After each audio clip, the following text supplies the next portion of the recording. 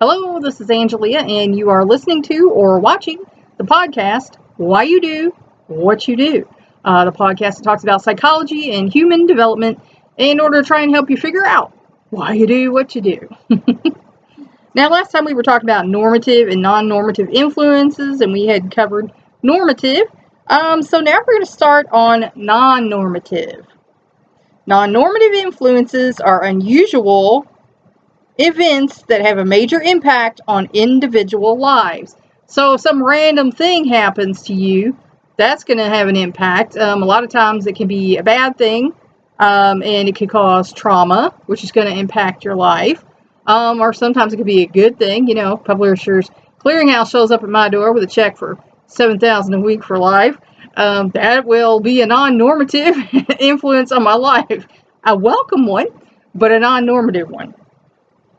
They are either typical events that happen at an atypical time of life, such as marriage in the early teens, or the death of a parent when a child is young. And unfortunately, that does happen sometimes, and that is going to affect a child's development. Or atypical events, such as having a birth defect or being exposed to terrorist attacks.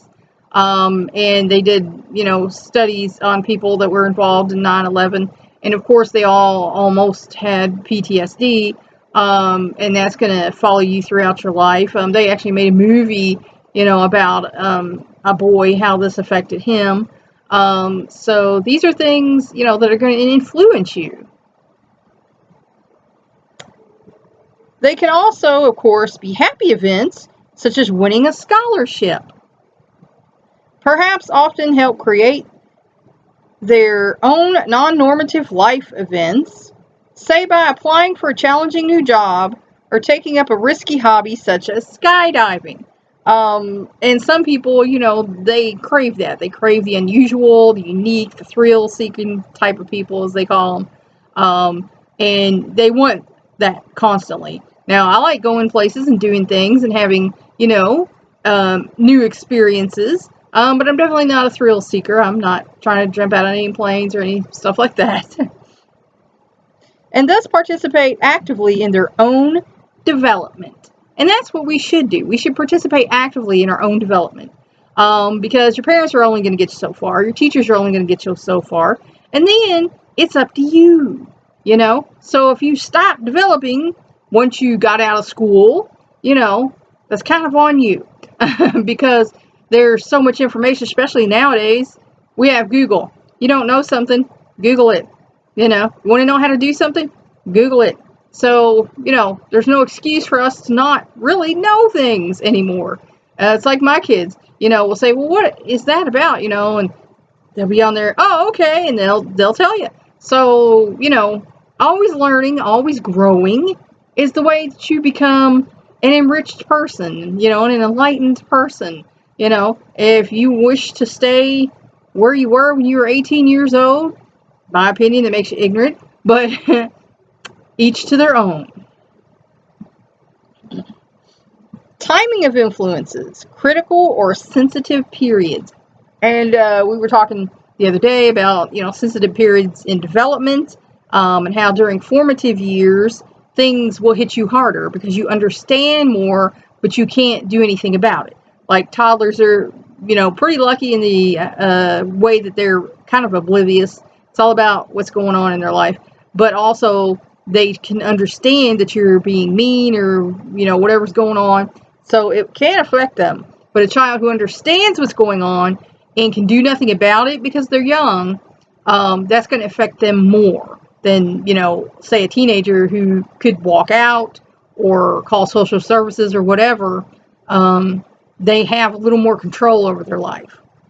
In a well-known study, Conrad Lorenz, an Australian zoologist, waddled, honked, and flapped his arms and got newborn ducklings to follow him as they would the mother duck.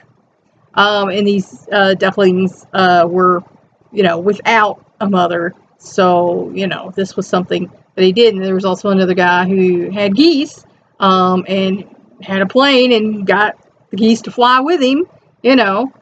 just like he was a mother goose. Lorenz showed the early, newly hatched ducklings will instinctively follow the first moving object they see. So that could be good or not so good, depending on what they imprint on. Whether or not it is a member of their own species.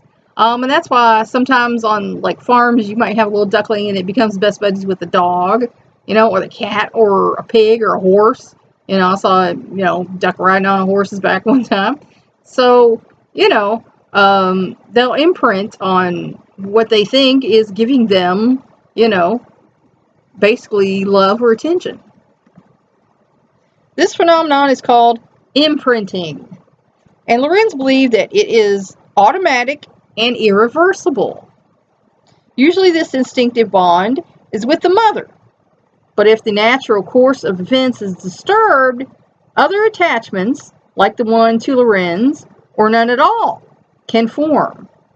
And so this is why it's important when children don't have the mother or the father available, that either a loving relative or caregiver steps in and helps take care of this child, because they need that. They need someone who loves them and they trust and takes care of them so they can grow up to be a happy, well-adjusted person. Because if they don't have that, then they don't have that. So they don't have that to fall back on and think about how, they were raised well. And they develop attitudes such as, I can only trust myself, I can't trust anybody, and that's not a good way to be.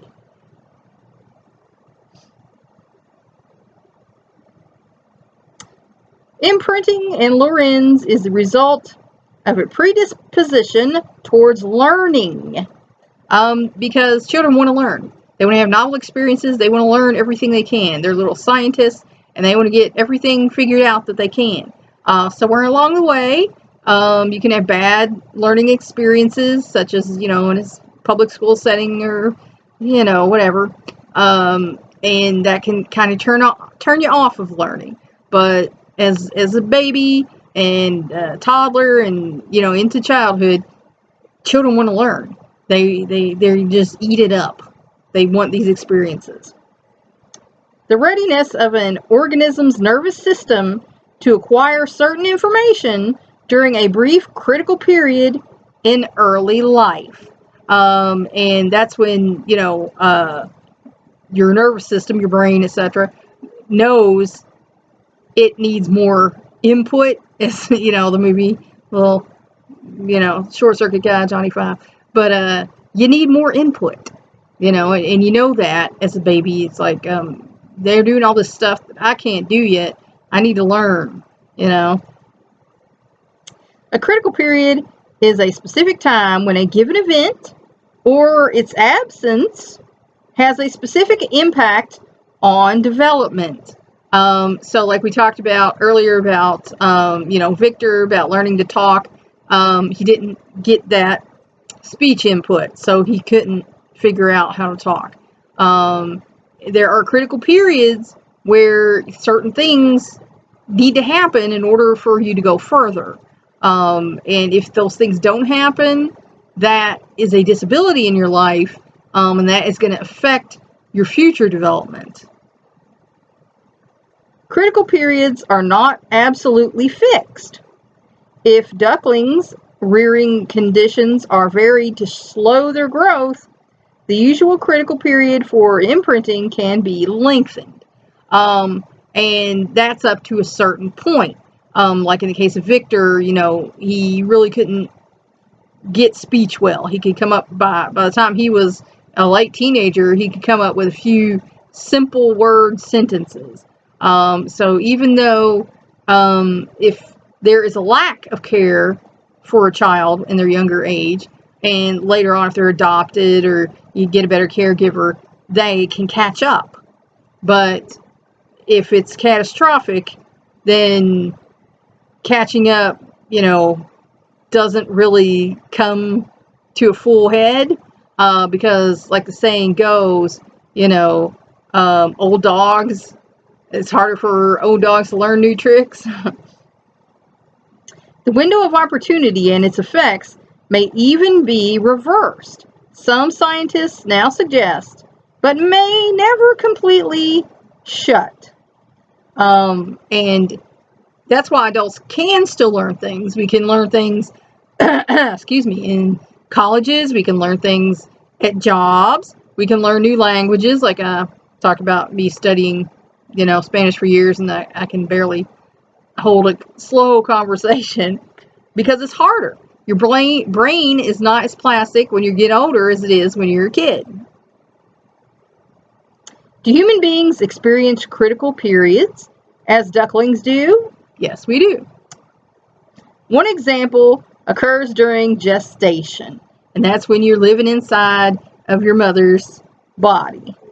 As we point out, if a woman receives x-rays, takes certain drugs, or contracts certain diseases at certain times during pregnancy, the fetus may show specific ill effects, depending on the nature of the shock and on its timing.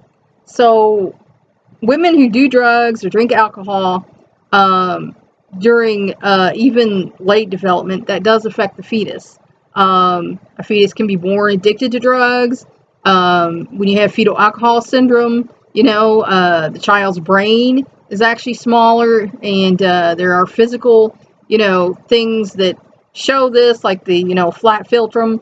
And so it's going to be harder for those kids, but not impossible.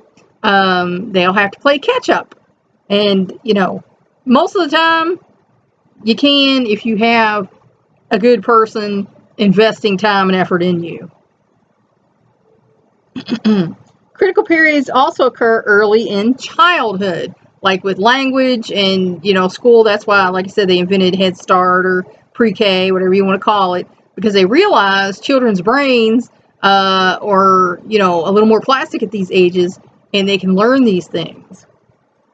A child deprived of certain kinds of experience during a critical period is likely to show permanent stunting of physical development.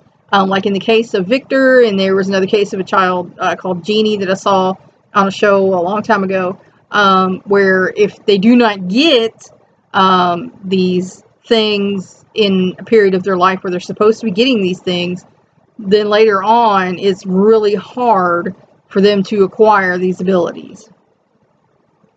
For example, if a muscle problem interfering with the ability to focus both eyes on the same object is not corrected early in life, the brain mechanisms necessary for binocular depth perception probably will not develop. And that's a problem that, they have in third world countries where there's not a lot of doctors and things. These things can impact you for life. Whereas in, industrial countries, your baby starts showing these kind of things. They have operations, they have, corrective, where they put the little patch over the eyeglasses and everything. So, if you don't have that taken care of early on, that is going to basically be harder to fix, because as the body, I've heard older people, like my grandparents, saying your bones set, but as your body sets, as they called it, your tissues and everything become stiffer, harder, and it's harder to correct things than it is when you're young and still growing. I don't know how many of you ever got a scar when you were a kid, and by the time you're grown, it's barely perceptible, if not gone, and then you get one as an adult, and that thing hangs around. The concept of critical periods is controversial, and that's because not all experts agree. They think that, you can play catch up whenever, but as we've shown with several cases, not necessarily true. Because many aspects of human development, even in the biological domain, show plasticity or modifiability of permanence, it is often more useful to think about sensitive periods in development. And, you heard me saying plasticity, you might have thought I was just me, but yeah, that's a word. And, there are sensitive periods in your development where, that's why your pediatricians always want to know, are they sitting? Are they standing? Are they walking? Are they talking? Because they want to see if your child is developing in a proper manner. When a person is especially responsive to certain kinds of experiences. But 1 to 2, they discuss how the concepts of critical and sensitive periods apply to language development. And that's, certain experts talk about language development and how they believe language is developed. And there are several schools of thought on that. So, like most sciences, there are differing opinions in psychology.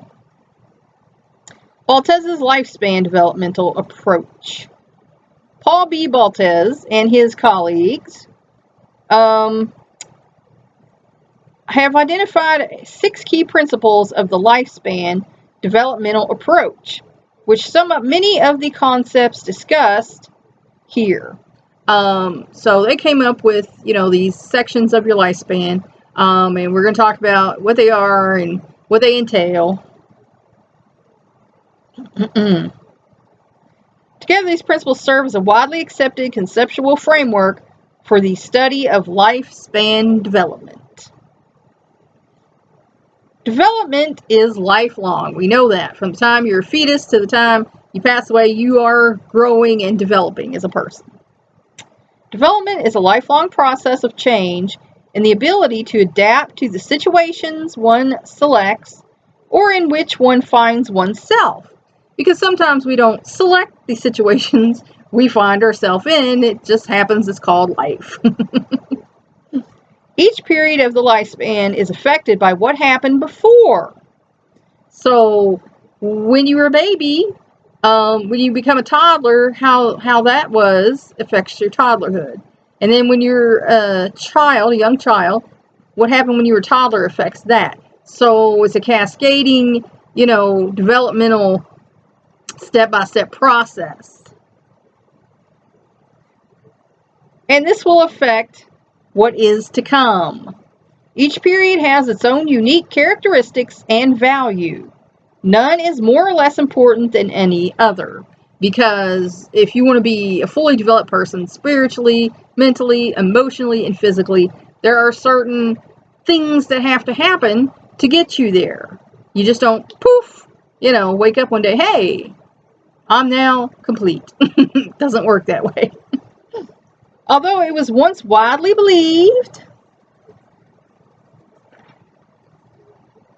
that development stops at adolescence, we now know that even very old people can grow. And that's, mentally, emotionally, because you should never stop learning. I know I keep saying that, but, it's not just a commercial. It's a good thing. It keeps your mind sharp. It keeps you busy. Keeps you not sitting around being miserable. The experience of dying can be a final attempt to come to terms with one's life. In short, to develop.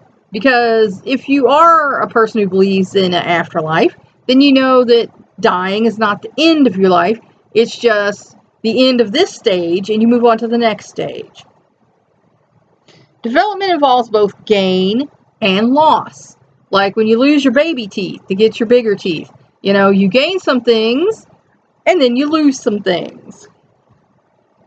Development is multidimensional and multi-directional. So there are a lot of things going on. Excuse me. It's 95 here, and it's a bad allergy day. Itchy. Excuse me. And then you also grow in different ways, in different directions. Like when you're young, you're growing up. When you get older, you start growing out. It occurs along multiple interacting dimensions: biological, psychological, and social, each of which may develop in varying rates. So your body develops. That's the first thing you need to worry about, is the kid developing like they should so that they can be healthy. Psychological, is the person well adjusted? Are they going to need intervention? Are they going to be okay? and social, how you interact with other people. Development also proceeds in more than one direction.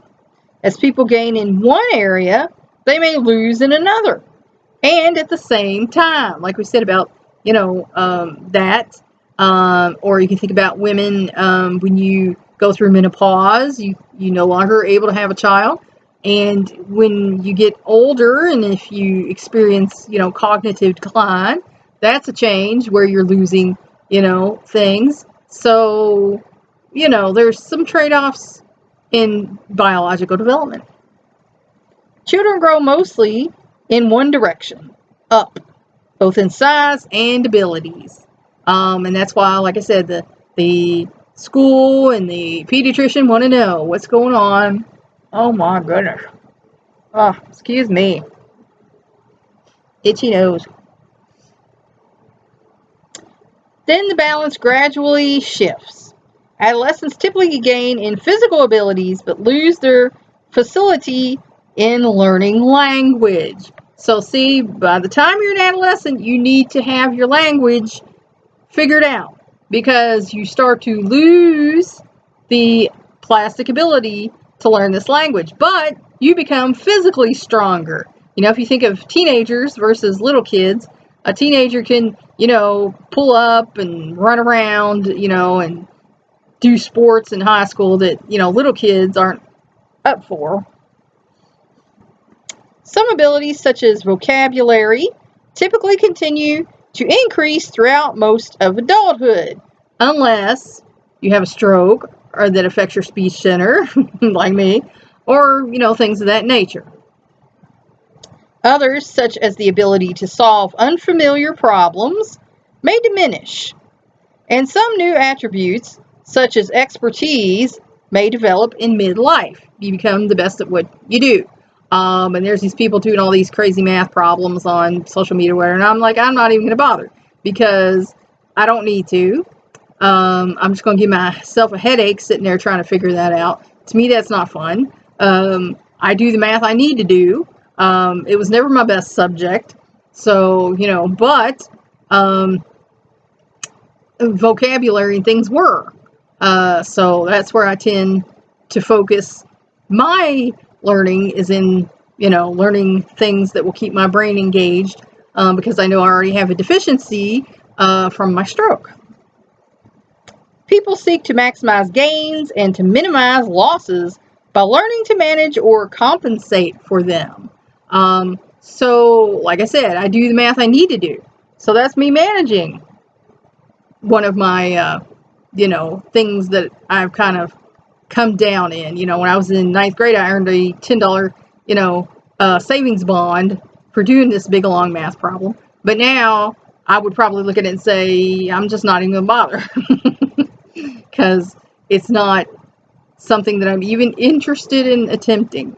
But I have learned a lot of things studying, psychology. I can tell you what a suprachiasmatic nucleus is, but, and studying other languages helps my brain to keep active. So, there are deficits as you get older. There are things you can do to kind of counteract that. A lot of people work on word puzzles. My dad does those crosswords and things like that. And those things can help you if you notice that there's a little cognitive decline happening. Relative influence of biology and culture shift over the lifespan. So we know that your body's going to change. The culture you live in is going to change, because times change. Nothing stays the same. The process of development is influenced by both biology and culture, and the balance between these influences changes over time.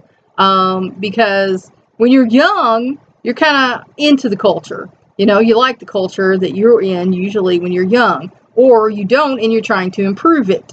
And as you get older, the physical becomes more of a thing. Like I said, it was a little shocking, the first time I got up and says, oh, that hurt. Why does that hurt to get out of bed? Biological influences such as sensory acuity, and muscular strength and coordination becomes weaker as a person gets older, and I can tell you that is true. But cultural supports, such as education, relationships, and technology age-friendly environments, may help compensate. And that's why they have, cultural centers where, they have elders night sometimes, and you can go there and hang out with people your own age. They have free classes. A lot of colleges have free classes for people over 65, and you can go take a class and learn something new. And, friends or your husband or wife at that age, becomes a support for you, someone that you can be with and relate to. And that's a fact that older people who have support systems like that do better than older people who are all alone. Development involves a changing allocation of resources because as you go along, little kids can put away some food and drink, and you look at that and you're like, I would just be 500 pounds if I ate that much food. So, the way your person allocates things changes as you get older. Nobody can do everything. That's a fact of life. Nobody's perfect. Nobody can do everything. We can try and do our best, but the facts are you're never going to be great at everything, and that's okay. Individuals choose to invest their resources of time, energy, talent, money, and social support in varying ways.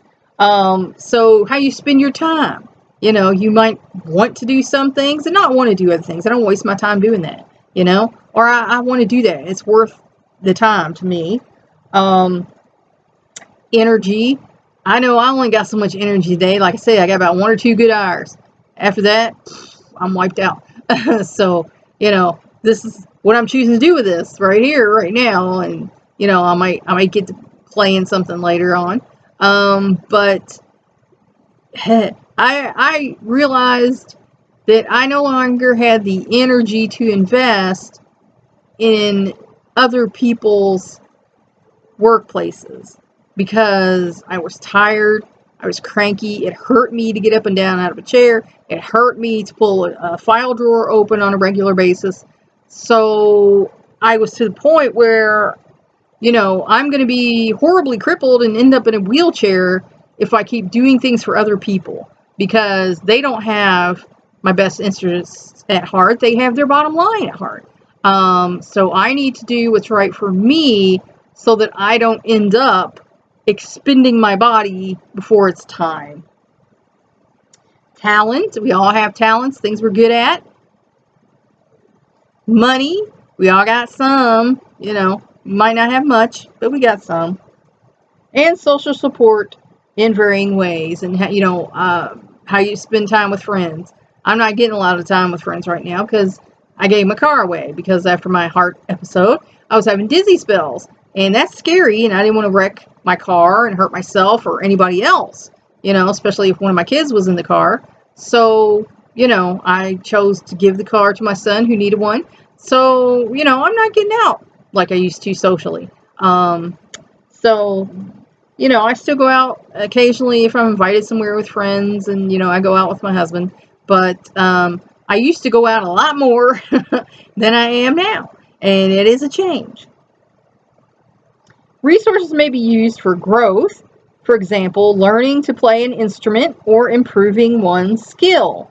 And I've done that. I've gotten several instruments since I got older, because I always wanted to play them when I was younger, and I was never allowed to do that. So now that I'm older and I can do what I want to do, I did that. And there are several more I'd still like to learn to play. And there was one I always thought, I'd like to play the bagpipes, but I got a bagpipe canter and learned I can't blow that sucker. That takes more lung power than I got. I got asthma, and so, that's not going to be something I'm going to be able to do. But I didn't know that until I tried it, because you never know until you try. Maintenance or recovery, practicing to maintain or regain proficiency. And a lot of people, after they have an accident or have a stroke, they have to, have therapy of some kind to get back to proficiency. And dealing with loss when maintenance and recovery are not possible. And I've had to do that to a certain extent. I used to like to go out dancing and, like to ride bikes and, skate and all that stuff. But I can't do it. It just hurts too much. My back, I got degenerative disc disease. I've got osteosclerosis in hip. My knee is getting worse and worse. I was born with a deformed knee, but it's getting worse as the time goes on, and it doesn't like doing things. So I've had to give up the more physical aspects of my life, and chose to pursue the more, intellectual aspects of my life.